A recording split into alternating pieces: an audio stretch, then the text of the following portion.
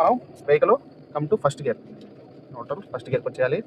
First గేర్కి వచ్చాక నిదానంగా break అలాగే పట్టుకున్నాం, క్లచ్ కూడా పట్టుకున్నాం. సో ఫస్ట్ గేర్లో ఉన్నాం.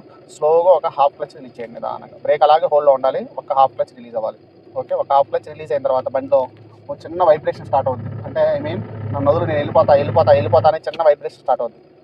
ఓకే, ఒక హాఫ్ క్లచ్ వదలంగానే నన్ను వదులు వెళ్ళిపోతా అనే వైబ్రేషన్. సో ఒక హాఫ్ క్లచ్ వదిలిన తర్వాత ఆ వైబ్రేషన్ ఎప్పుడైతే స్టార్ట్ అవుతుందో అప్పుడు బ్రేక్ మీద కాల్ రిలీజ్ చేసి బ్యాలెన్స్ క్లచ్ రిలీజ్ చేసుకోవాలి.